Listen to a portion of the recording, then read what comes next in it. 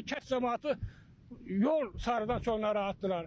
Həm də marşrutumuz yoxdur. Əgər yolumuz rahat olsa, yaxşı olsa, mən də başa düşürəm ki, marşrutumuz da olar, gələr, gedər, cəmaatımız heç bir əziyyət çəkmir. Yağış yağır, uşaqlar məktəbə girib gələ bilmir. Rezin çəkməklə gətirib məktəbə qoyub gedirik. Bu yaxın vaxtlarda bir neçə dəfə biz bu məsələni qabartmışıq, ancaq heç bir nəticə verməyibdi. Mən xahiş edirəm, aidiyyatlı orqanlardan bizə kömək eləsin, bizim bu yol məsələsi düzəlsin. Məsələ ilə bağlı Azərbaycan Avtomobil Yolları Dövlət Agentliyinə müraciət etdik. Problemlə əlaqədar olaraq qurumdan bildirildi ki, Bərdə Nazırlı Məmmədli avtomobil yolunun ümumi uzunluğu 36 kilometr təşkil edir. Sözügedən yolun 26 kilometrlik hissəsi 2011-ci ildə əsaslı şəkildə təmir olunaraq istifadəyə verilib və hazırda həmin hissə normal texniki istismar vəziyyətindədir. Nazırlı Məmmədli istiqamətində olan 10 kilometrlik hissəyə gəldikdə isə bunun 2 kilometri asfalt beton, 8 kilometri isə çınqıl örtüklü yol kateqoriyasına aiddir. Bu hissədə mütəmadi olaraq cari saxlanma və təmir işləri həyata keçirilir. Yol yatağı və hərəkət hissəsi nəzarətdə saxlanılır. Hazırda yolun texniki istismar vəziyyəti qənaətbəxş hesab olunur. Nəqliyyat vasitələrinin hərəkəti üçün isə hər hansı məhdudiyyət və ya ciddi çətinlik qeydə alınmamışdır. Bununla yanaşı daxil olan müraciətlər tərəfimizdən daim diqqətdə saxlanılır və zərurət yarandığı halda əlavə tədbirlərin görülməsi nəzərdən keçiriləcəkdir. Belə çıxır ki,